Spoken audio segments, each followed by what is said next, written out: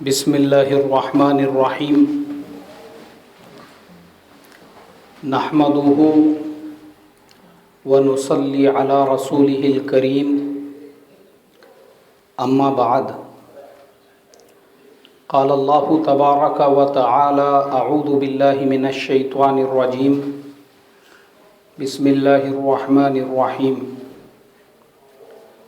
या अय्युहल्लज़ीना आमनू क़ू अनफुसकुम व अहलीकुम नारा। सदक़ल्लाहुल अज़ीम।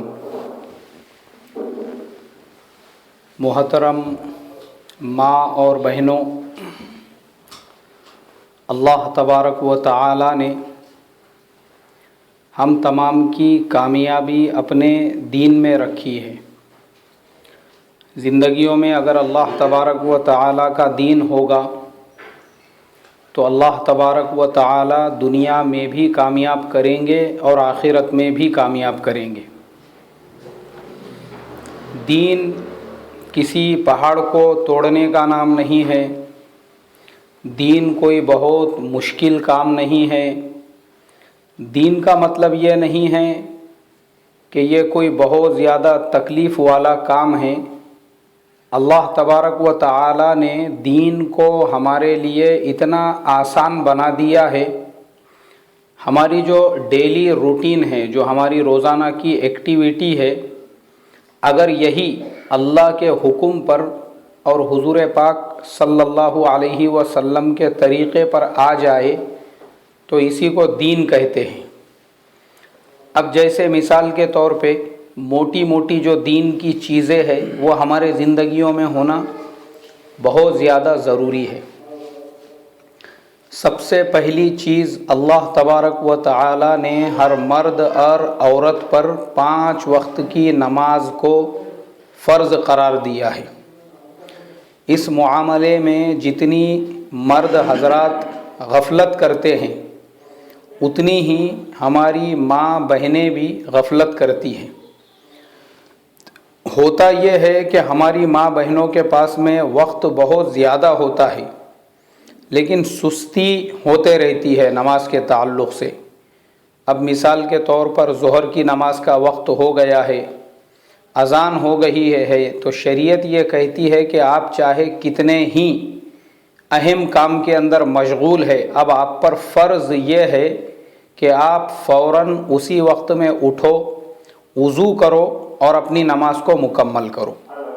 होता यह है कि हमारी माँ बहनें अगर बातचीत करते बैठी हुई है, 2-4 माँ बहनें एक जगह जमा हैं, अब उनकी बातें चल रही है, ज़ोहर की नमाज का वक्त आया भी गया भी, ख़त्म भी हो गया, 3 भी बज रहे हैं, 4 भी बज रहे हैं तो ज़ोहर की नमाज रह गई। हालांकि अज़ान जो होती है वो मर्दों के लिए होती है। हमारी माँ बहनों को अज़ान का इंतज़ार करने की भी ज़रूरत नहीं है।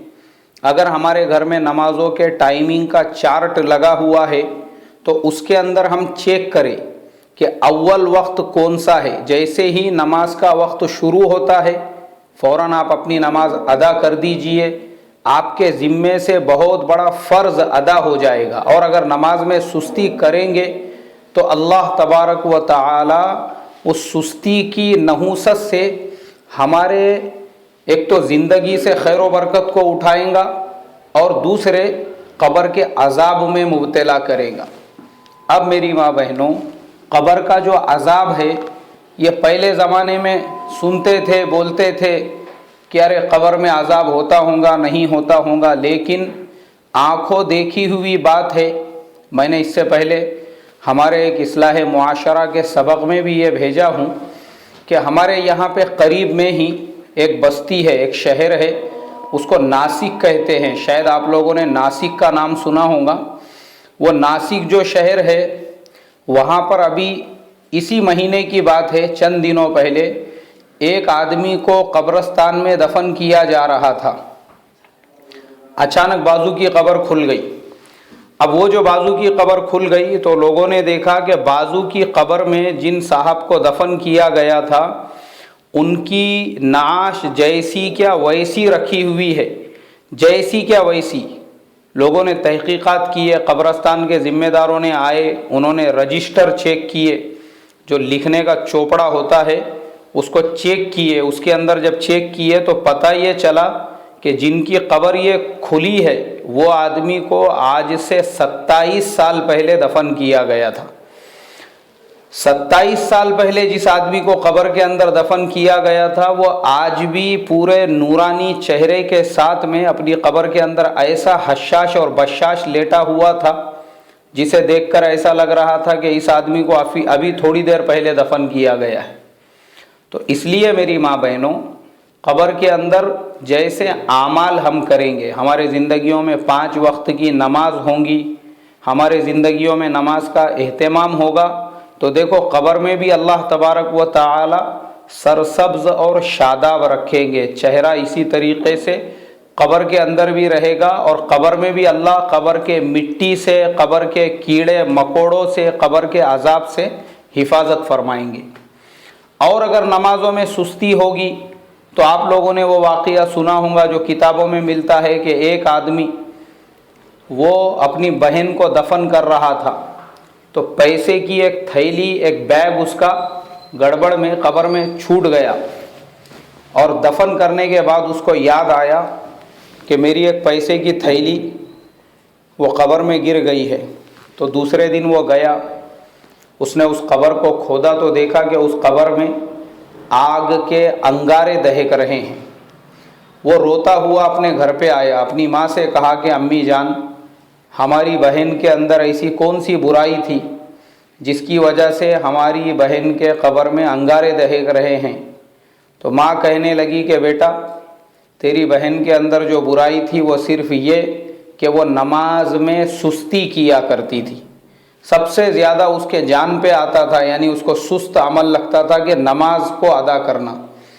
और नमाज में सुस्ती क्यों होती है? जब इंसान दूसरी चीज़ों को बड़ा समझता है। आजकल हमारी माँ बहनें, अब पता नहीं आप यहाँ पे वो माहौल है या नहीं है, लेकिन हमारे महाराष्ट्र में तो है कि हमारी माँ बहनों के नज़दीक नमाज से ज़्यादा टीवी में जो सीरियल चलते हैं उन सीरियलों की अज़मत और अहमियत है।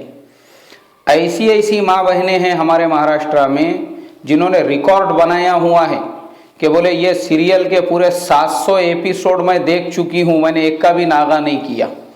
वो बेचारी अम्मा जान को, खाला जान को ये नहीं मालूम है कि उसने ज़िंदगी में पूरी नमाजें बग़ैर किसी नागे के अदा की है। उसको नमाज़ों की पूरी लिस्ट याद नहीं है कि कितनी नमाजें अब तक छूट चुकी है, लेकिन सीरियलों का उसको बराबर से याद है। और जब औरतें एक जगह जमा होती है तो सीरियलों के ऊपर अपनी अपनी तहकीकात और अपना अपना रिसर्च वो ऐसे पेश करती है जैसे कि किसी कॉन्फ्रेंस के अंदर वो बैठी हुई है और उनको कोई एग्ज़ाम पास करना है उस सीरियलों के ऊपर। ऐसी ऐसी मालूमात उनको और ऐसा ऐसा नॉलेज उनके पास में होता है जिसको सुनकर लगता है कि माशा अल्लाह हमारी यह माँ बहनें कैसी सीरियल एक्सपर्ट है बोल के। तो उन सब चीज़ों के लिए वक्त है उनके पास में। यहाँ तक कि कुछ माँ बहनें ऐसी है वो ये कहती है, बोले हमारे घर में रात में 11:30 बजे जब वो सीरियल आखिरी जब ख़त्म होता उसके बाद खाने का दस्तरखान बिछता, बोले उसके पहले हमारे घर में कोई खाना नहीं खाता। ऐसा उसका एहतमाम करते, बोले हम लोग पूरी तरह से वज़ू वग़ैरह करके दुपट्टा गिपट्टा ओढ़ के पूरे एहतमाम से टीवी के सामने आके बैठ जाती और जब वो ख़त्म होता उसके बाद फिर दस्तरखान बिछता। बोले इतना बोले हम लोग उसकी पाबंदी करते। यानी एक तो गुनाह का काम हो रहा है, ऊपर से उस पर लोगों को गवाह बनाया जा रहा है, और तीसरे निडरपना देखो कि उस बात को फ़ख्र समझा जा रहा है। अल्लाह के नबी सल्लल्लाहु अलैहि वसल्लम ने फरमाया कि बाज़ गुनहगार ऐसे होते हैं कि उनका लोगों को अपने गुनाहों पर गवाह बनाना ही उनके हलाकत और बर्बादी का सबब बनता है और वो उनको जहन्नुम में ले जाता है। वो खुद गुनाह करके लोगों को गवाह बना रहे हैं कि देखो तुम गवाह रहो, मैंने तुम्हारे सामने इकरार किया हूँ कि ये सीरियल का हम इतना एहतमाम करते हैं, मगर नमाज़ों का एहतमाम नहीं, नमाज़ों का कोई पता ही नहीं है टीवी के चक्कर में। और ये टीवियों की वजह से आज तो घरों में ऐसी बर्बादी आई हुई है कि घर उसकी वजह से तबाह और बर्बाद हो रहे हैं, सिर्फ इस वजह से कि टीवी की वजह से आपा जान के पास में शोहर के लिए खाना बनाने को टाइम नहीं है। अब शोहर बेचारा रेडी है ऑफिस में काम पर जाने के लिए और उसने घर में तकाजा किया कि भाई मेरा डब्बा बना के दे दो जल्दी से। मगर अहलिया मोहतरमा के पास टाइम ही नहीं है। बोले क्यों? नहीं अभी फलाना सीरियल चल रहा है। बोले इसके लिए जब तक वो होता नहीं उस टाइम तक रोटी बनती नहीं। तुम एक काम करो, वो जैम जो रखा हुआ है उसको थोड़ा सा साथ में ले लो, थोड़ा सा अचार ले लो और रास्ते से जाते जाते ब्रेड का पैकेट ले लेना। अब ये मसाइल की वजह से आज हमारा ये हाल हो चुका है। बाज़ माँ बहनों के पास बच्चों के कपड़े धोने का भी टाइम नहीं है। मेरे पास में, मैं पढ़ाता हूँ बच्चों को मकतब में, कुछ कुछ बच्चे ऐसी हालत में आते हैं कि उनके मैले कुचैले कपड़े देखकर ऐसा लगता है कि जैसे अम्मा ने उनको रमज़ान के ईद के टाइम पे पिनाए थे। अब उन्होंने कसम खाई हुई है कि अगले रमज़ान को ही उतार के उसको धोएंगे। टाइम ही नहीं है अम्मी के पास। अरे बेटा दूसरे कपड़े पहन के आना। नहीं नहीं मौलाना बोले वो अम्मी को सीरियलों से फुर्सत ही नहीं है, अम्मी मशगूल है, जब उनको फिर फुर्सत मिलेंगी तब जाके बच्चों पे ध्यान देंगे। आज ये हाल हो चुका है। अभी शायद आपके गुजरात में ऐसा नहीं होता होगा, लेकिन हमारे यहाँ तो ऐसा मामूल बन चुका है कि हर मस्जिद के स्पीकर में 1-2 दिन के अंदर तो ये ऐलान ज़रूर होता है कि मोहतरम भाइयों, बुजुर्गों, दोस्तों, ये छोटा सा बच्चा जिसकी उम्र 3 साल है वो भटकते भटकते ये मस्जिद के पास आया है, उसके आंग पे जो है ये कलर की टी शर्ट है, आप फलाने मस्जिद में आके उसको ले जाइए।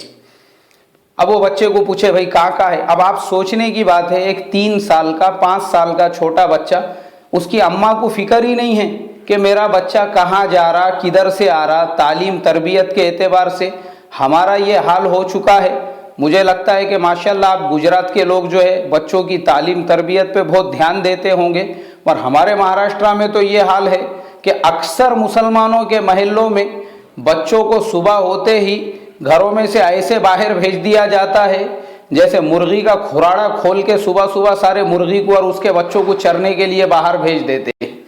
अब वो बच्चे किधर जा रहे हैं, कहाँ पे उनकी तालीम हो रही है, कुछ माँ बाप को फिक्र नहीं है। अब वो 3 साल 4 साल के बच्चे भटकते भटकते ये मस्जिद के और वो महल्ले में पहुँच रहे हैं। उनके नाम का बाज़ाब्ता ऐलान इसलिए हो रहा है क्योंकि माँ बाप को फिक्र नहीं है, वरना वालिदा की जिम्मेदारी है कि भाई मेरा बच्चा है तो उन्हें मेरे घर पे होना चाहिए, मेरे साथ में होना चाहिए।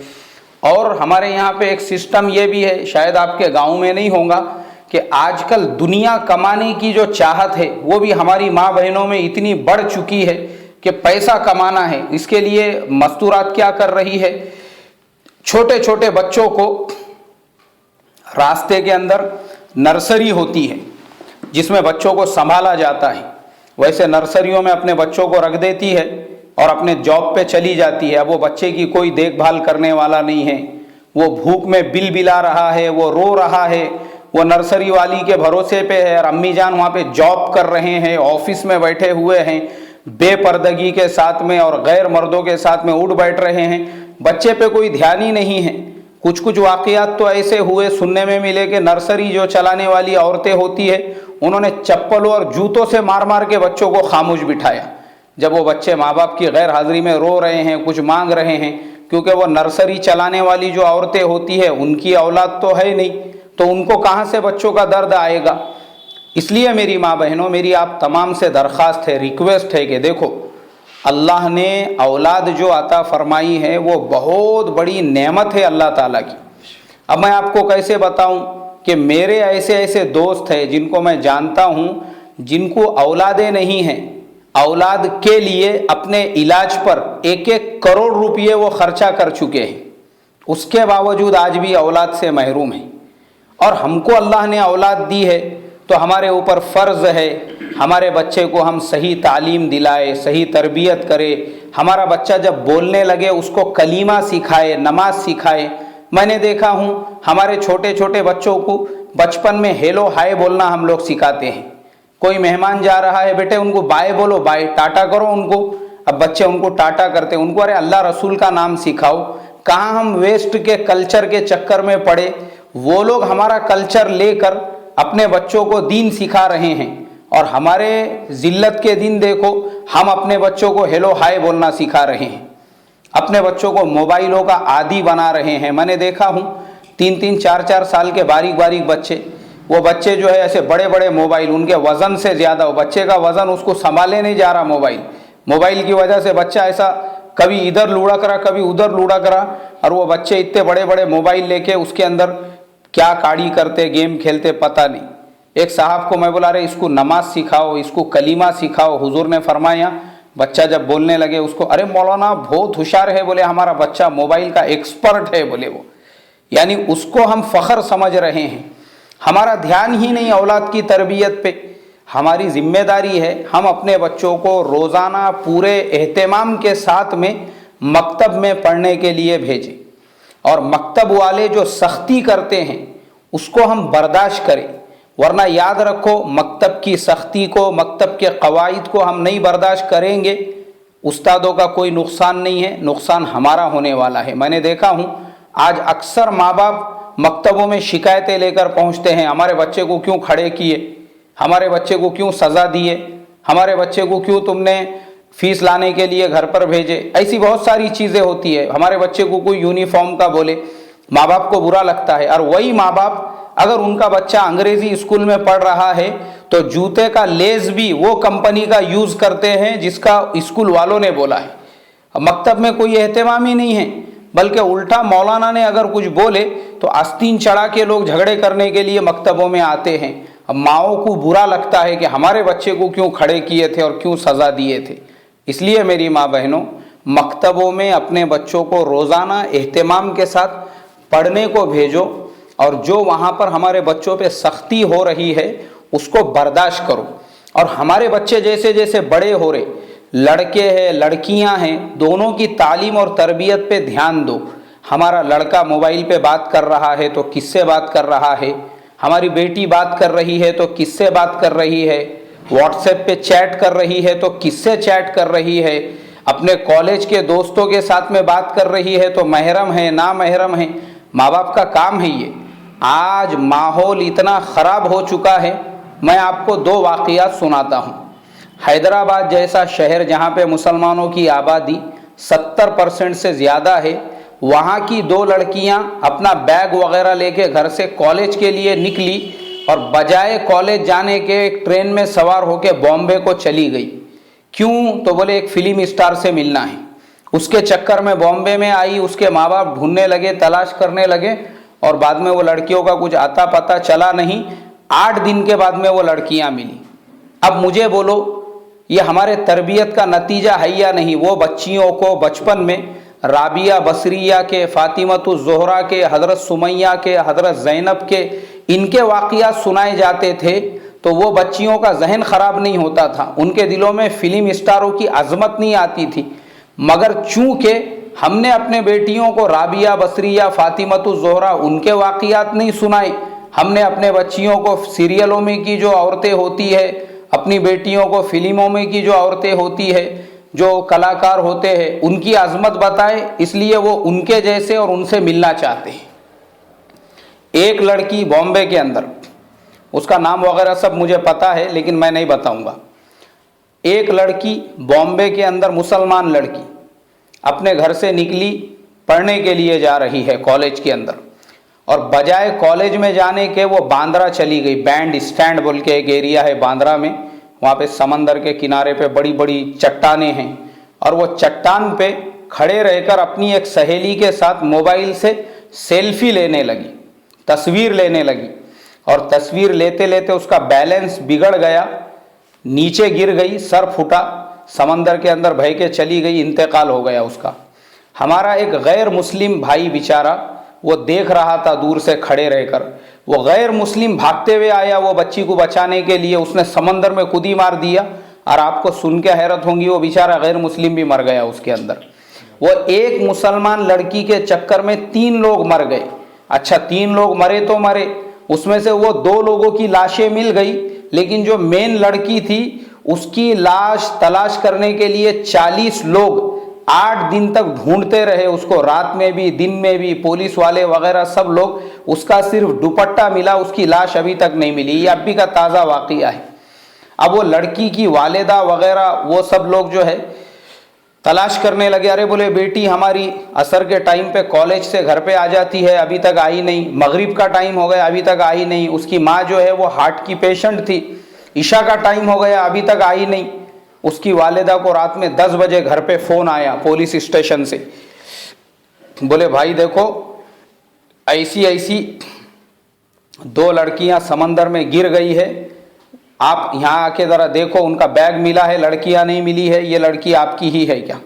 अब जब पुलिस स्टेशन में जाकर उसकी तस्वीर वगैरह देखे, आईडी कार्ड वगैरह जो मिल गया था, वो देखते ही उसकी वालिदा को उसी टाइम पे हार्ट का अटैक आया और वो बेटी तो गई, साथ में माँ को भी कोमा में लेकर चली गई। उसकी माँ अभी भी आईसीयू के अंदर एडमिटेड है। तो इसलिए मेरी माँ बहनों, हमारे बच्चे क्या कर रहे, उनकी एक एक एक्टिविटी पे हमारी नज़र होना चाहिए। हमारी बेटी क्या कर रही है, हमारा बेटा क्या कर रहा, हमारा बेटा अगर बड़ा हो चुका है वो कैसे बच्चों के साथ में उठ रहा बैठ रहा। वरना आजकल माहौल इतना ख़राब हो चुका है। मैंने देखा हूँ बड़े शहरों के अंदर आजकल हर मुस्लिम नौजवान को भाई बनने का है, भाई मतलब दादा बनने का है। हर एक के ऊपर एक फिल्म स्टार का नशा और उसका जुनून सवार है। उसका अगर आंग समझो एकदम ऐसा लुकड़ा सुकड़ा मुकटा भी होगा ना, तो वो भी अपने हाथ में कड़ा गिड़ा पहन के एक चैन गिन डाल के रास्ते से ऐसा चलेगा कि किसी फिल्म स्टार से कम अपने को नहीं समझेगा। ये किसकी तरबियत का नतीजा है? माँ बाप की ध्यान नहीं देने का नतीजा है कि वो बच्चे ऐसे बिगड़ रहे हैं। किसी को भाई बनना है, किसी को हीरो बनना है, किसी को दादा बनने का है, और लड़के लोग ऐसे झगड़े वगैरह कर रहे हैं। और झूठ बोल के घर पे कोई बोल रहा है मैं क्लासेस को जा रहा हूँ और वो अपने दोस्तों के साथ बाहर मस्ती करते फिर रहा है। कोई बोल रहा है मैं इधर जा रहा हूँ और वो दूसरे काम कर रहा है। अब हमारे मकतब के एक मर्तबा, अभी 3-4 दिन पहले की बात है, 3 लड़के 2 दिन नहीं आए कंटिन्यू। मैंने देखा पहले दिन भी नहीं आए, दूसरे दिन भी नहीं आए, तो मैं खुद तहकीक करने के लिए नीचे उतरा और रोड पे इधर उधर देखने लगा। तो मैंने देखा कि वो तीनों भी लड़के मकतब के ड्रेस में, वाइट ड्रेस में, बैग के साथ में एक जगह पे खड़े हुए हैं। मैं गया उनके पास, मैं बोला तुम लोग मकतब में आने की बजाय यहाँ पे क्या कर रहे? अब मैंने देखा कि वो बच्चे माँ बाप से घर से ये बोल के निकले कि मकतब में जा रहे हैं और उस्तादों को पता नहीं है। अब मैंने फ़ौरन उसके वालिद को फ़ोन लगाया। मैं बोला भाई तुम्हारे बच्चे बजाय मकतब में आने के इधर घूम फिर रहे हैं, तुम माँ बाप है, तुम्हारा काम है ध्यान देने का। अब वालिद ने जब उसको मारे बच्चे को घर पे जाने के बाद, तो झूठ बोलने लगा। वो बोले नहीं मेरे कपड़े ख़राब हो गए थे इसलिए मैं मकतब में नहीं गया बोले। तो आज हमारे बच्चों का ये माहौल है। और मैंने देखा उसमें से एक लड़के के हाथ में, मकतब में तो हमारे इजाज़त नहीं है, मगर बाहर उसने ऐसे कड़े वड़े डाल के ऐसा दादा के जैसा खड़ा हुआ है। उससे मालूम ये हुआ कि माँ बाप का तरबियत पे ध्यान नहीं है। इसलिए मेरी माँ बहनों, हमारे बच्चों को सहाबियात के वाक़ियात सुनाओ, सहाबा के वाक़ियात सुनाओ। उनको हज़रत अबू बकर सिद्दीक़, हज़रत उमर फ़ारूक, हज़रत उस्मान गनी, हज़रत अली, अशर मुबशरा, सहाबा इकराम, बुजुर्गान दीन, अलिया अल्लाह का नमूना बनाओ। हमारी बेटियों को सहाबियात का नमूना बनाओ, वो हमारे काम आने वाला है। वरना खुदा ना करे कहीं हमारी बेटी कोई ऐसा कदम उठा ले जो आगे चल के हमारे लिए शर्म का बाइस बने। वो कब होगा? जब हम तरबियत पे ध्यान नहीं देंगे तो। और तरबियत बच्चों की करने का एकदम आसान तरीक़ा है, हमारे घरों में फ़ज़ाइल आमाल की या मुंतखब हदीस की हम तालीम करें। रोज़ाना एक टाइम फिक्स करें। मैं देखता हूँ हमारी माँ बहनें 12-12 घंटे सीरियला देख के नहीं थकती है, एक के बाद एक रनिंग चालू रहती उनकी, ये चैनल से वो चैनल, वो चैनल से वो चैनल। तब उनको जो है टाइमिंग की फ़िक्र नहीं होती, तब उनके पास में वक्त ही वक्त होता है पूरा। यहाँ तक कि कुछ माँ बहनें पुराने भी सीरियल निकाल के देखते रहती है, तो उनके पास में वक्त होता है। लेकिन जब तालीम का बोले तो उसके लिए 10 मिनट टाइम नहीं होता है, और उस वजह से घर तबाह और बर्बाद होते हैं। इसीलिए हमने हमारे मकतब में अभी महीना भर पहले सीरत का जलसा किए थे, तो हमने 90 बच्चों को मुंतखब अहादीस दिए। इसलिए दिए ताकि हर बच्चा वो किताब के ज़रिए से अपने घर पे तालीम शुरू करे। मर्द लोग मस्जिदों में बयान सुनते हैं, गश्तों में बयान सुनते हैं, लेकिन माँ बहनें हमारी घरों में जो होती है उन तक कौन दीन पहुँचाएगा? उन तक दीन पहुँचेगा ये किताबी तालीम के ज़रिए से। तो इसलिए मेरी माँ बहनों, मेरी आप तमाम से यही दरख्वास्त है, यही रिक्वेस्ट है कि देखो अल्लाह तबारक व तआला ने मुख्तसर ज़िंदगी अता फरमाई है। ये ज़िंदगी जो अल्लाह ने हमको दी है ये हमेशा हमेशा रहने वाली नहीं है, क़ब्र में जाना ही है। तो इसलिए ये जो थोड़ी सी ज़िंदगी मिली हुई है इसको हमको अल्लाह के हुक्मों पर गुजारना है, हुजूर के तरीक़े पर गुजारना है, नमाज़ों का एहतमाम करना है, औलाद की सही तालीम और तरबियत पे पूरा पूरा ध्यान हमको देना है। मर्द बेचारे कारोबार में, बिजनेस में, ऑफिस में, जॉब में मशगूल और बिजी होते हैं, वो बच्चों पे उतना ध्यान नहीं दे सकते। मगर आप घर में होती है, बच्चा आपकी नज़रों के सामने होता है, ये आपकी जिम्मेदारी होती है। और आप जानती है कि जो माओं ने बच्चों की तालीम तरबियत पे ध्यान दिया तो उन्हीं माओं ने अपने बच्चों को इमाम बुखारी बना दिया। उन्हीं माओं ने, इमाम बुखारी के वालिद नहीं थे, खाली वालिदा थी, मगर वालिदा ने अपने बेटे को इमाम बुखारी बना दिया। हज़रत सैयदना अब्दुल कादिर जीलानी रहमतुल्लाह अलैह के वालिद नहीं थे, लेकिन वालिदा ने ऐसी तालीम की, तरबियत की, बेटे को पढ़ने के लिए बगदाद तक भेजा। और फिर एक वक्त ऐसा आया कि औलिया के सरदार बने।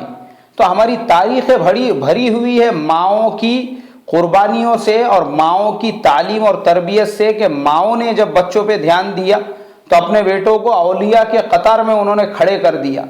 तो आप भी वैसा कर सकती है। बस आपका काम इतना है कि थोड़ा अपने बच्चों की तालीम पे, तरबियत पे हम ध्यान दे, तवज्जो दे। अल्लाह मुझे आपको अमल की तौफीक अता फरमाए। अब एक चीज़ और जो मैं आपको बताना चाहता हूँ, उसमें हमारे कुछ बुज़ुर्गों की तरफ से तकाज़ा आ रहा है कि उस पर भी मैं रोशनी डालूँ। मेरी माँ बहनों, आजकल एक और चीज़ मैं हमारे मुआशरे में जो देख रहा हूँ ख़ास तौर पर, वो ये है कि हमारे मुआशरे में तलाक़ जो है वो तेज़ी के साथ बढ़ते जा रही है दिन ब दिन। क्योंकि देखो, मैं भी इमाम हूँ, मुझे बहुत सारे घरों में जाने का मौका मिलता है ये तलाक़ के मसाइल हल करने के लिए। तो मैंने देखा हूँ कि अक्सर घरों में तलाक़ की वजह वो होती है, वो कोई रीज़न ही नहीं होता है, बग़ैर किसी रीज़न के, यानी मामूली बात पे जब मियाँ बीवी को नहीं बर्दाश्त करता या बीवी शोहर को नहीं बर्दाश्त करती तो फिर तलाक़ तक नौबत पहुँचती है। और इससे क्या होता है, घर हमारे उजड़ते हैं, बर्बाद होते हैं। इसलिए मेरी माँ बहनों, हर एक के ऊपर लाजिम और ज़रूरी है, अगर बीवी है तो उसके ऊपर फ़र्ज़ है वो अपने शोहर की पूरी इताअत करे, फरमा बरदारी करे, उसकी चुगली ना करे, उसकी ग़ीबत ना करे। आज हमारे घरों में ऐसा हो चुका है कि शोहर ने अगर ज़रा सी बात भी अपने बीवी के साथ थोड़ा ज़ोर से किया तो हमारी माँ बहनें फ़ौरन मोबाइल उठा के अपनी अम्मा को इत्तला दे देती है कि मेरे शोहर ने आज मुझे ज़ोर से बात किया, या मेरी ननद ने आज मुझे ज़ोर से बात की, या मेरी सास ने मुझसे ज़ोर से बात की। और वो छोटी सी बात है, अगर वो हमारी बहन उतनी बात को बर्दाश्त कर लेंगी तो कोई पहाड़ नहीं टूटेगा उसके ऊपर।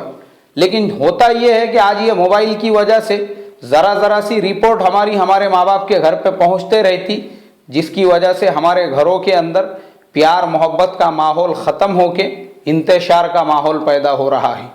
और फिर माँ बाप फ़ौरन रिएक्ट करते हैं बग़ैर तहक़ीक़ात के। हमारे यहाँ पर एक डॉक्टरनी खाला की तलाक़ हो गई, उनकी शादी हो गई, 6 महीने छोड़े थे, लेकिन 6 महीने के अंदर अंदर तलाक़ हो गई। तलाक़ की वजह क्या थी? सिर्फ इतनी थी कि उनकी सास ने उनको बोली, बेटा ये ज़रा लहसुन छील के दे दे। उसने बोली, तुमको समझता क्या? बोले, मैं डॉक्टर नहीं हूँ, मैंने इतनी बड़ी डिग्री ली हुई है, तुम डॉक्टर बहू से लहसुन छीलने लगाएंगे। उसने उसी वक़्त अपने माँ बाप को फ़ोन की और अम्मा को बोली कि तुमने ऐसे कैसे जंगली और जाहिल लोगों के घर में मुझे उठा के दे दिए, जिनको एक डॉक्टरनी की कदर और इज्जत नहीं पता है कि उसके साथ कैसा सुलूक करना चाहिए। वो मेरे को लहसुन छीलने के लिए बोल रहे। बोले, मैं लहसुन छीलने के लिए ये घर में आई हुई हूँ, मेरे को तो व्हाट्सअप यूज़ करने के लिए इन्होंने टाइम देना चाहिए, मैं तो फेसबुक की एक्सपर्ट हूँ, मुझे तो यूट्यूब की सारी मालूमात है, मैं इतनी हायर एजुकेटेड, मेरे को बोल रहे व्हाट्सअप फेसबुक ये सब छोड़ के लहसुन छीलो। बोले, मैंने छीलने वाली। और उस बात के ऊपर से उनकी तलाक़ हो गई और तलाक़ होने के बाद में दोनों मियाँ बीवी अलग हो गई। ज़रा सी बात पे, पहले ज़माने में किसी की तलाक़ की अगर बात भी अगर इंसान सुनता तो वो हिल जाता था, सोचने पे मजबूर होता था कि नहीं यार ऐसा कैसे हो सकता है या क्यों हो रहा है। हत्तल इम्कान पूरे लोग जिस बात की कोशिश करते थे कि भाई आपस में मेल मिलाप हो, आपस में मोहब्बत हो, आपस में ये रिश्ता ना टूटे। मगर आज तो तलाक का ऐसा हाल हो चुका है कि अगर सुनते हैं 4 महीने पहले निकाह हुआ था तो 6 महीने के अंदर सुनने को मिलता है कि तलाक हो गई बोल के। इतनी तेजी के साथ में आज तलाक आम हो चुकी है। और उसकी बेसिक वजह, जितनी जगहों पे मैं गया और मैंने देखा हूं, सबसे बेसिक वजह सिर्फ एक दूसरे को बर्दाश्त नहीं करना बस। और जब मियाँ बीवी एक दूसरे को बर्दाश्त करेंगे, एक दूसरे को निभा के लेकर चलेंगे, तो अल्लाह की ज़ात से 100% उम्मीद है हमारे घरों का माहौल कभी भी ख़राब नहीं होगा।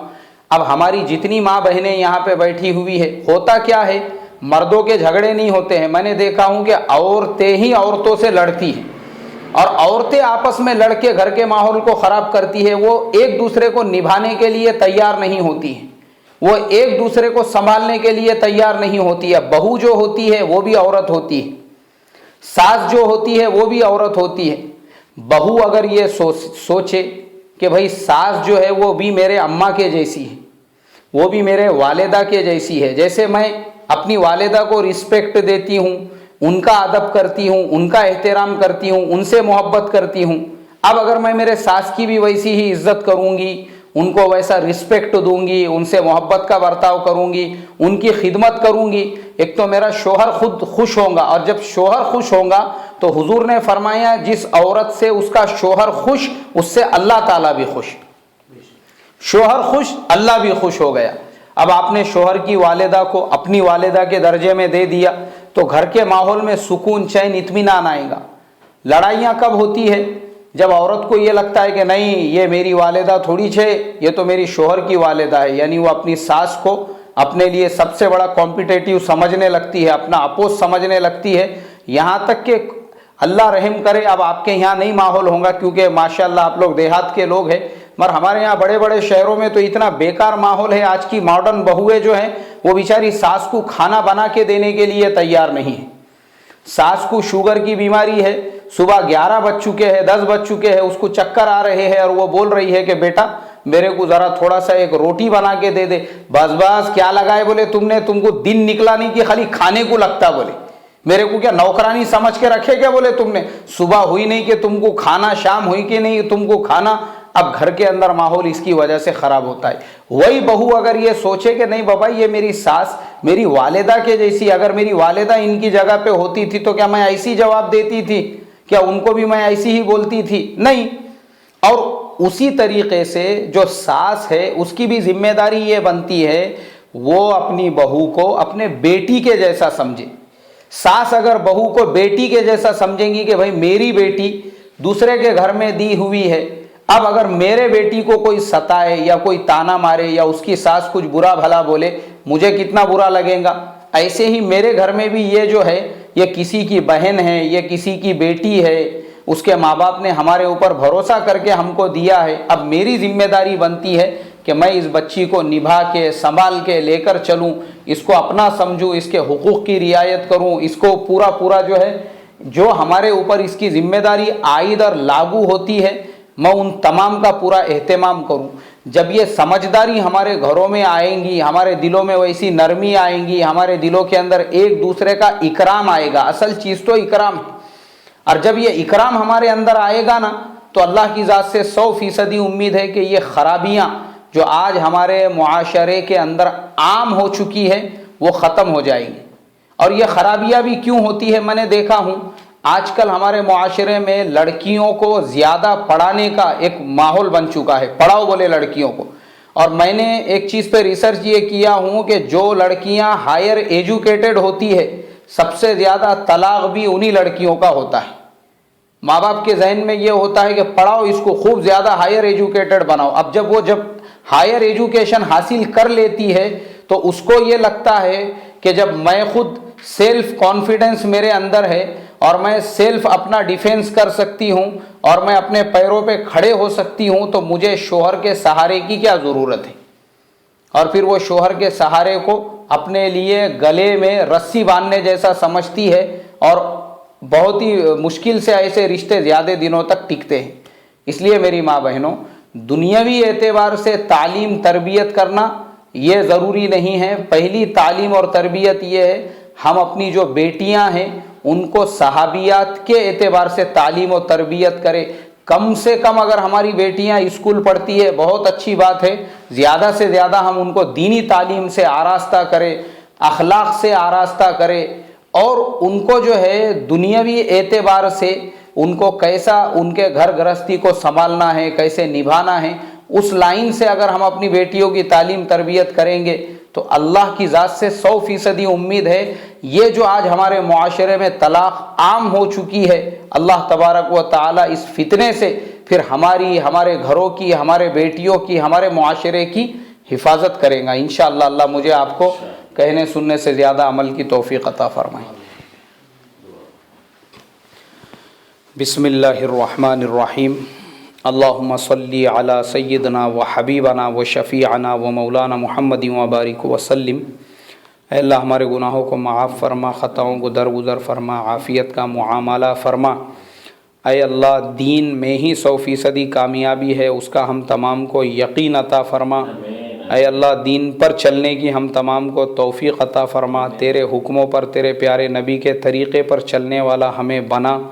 तेरे नाराज़गी वाले आमाल से हमारी हिफाजत फरमा। औलाद की सही तालीम और तरबियत करने की हम तमाम को तौफ़ीक़ नसीब फरमा। घरों में तालीम को ज़िंदा करने की हम तमाम को तौफ़ीक़ नसीब फरमा। और हमारे मुआशरे में ये तमाम बुराइयां, तलाक़ वग़ैरह की जो पैदा हो चुकी है, अल्लाह इससे उम्मत की बेटियों की हिफाजत फरमा।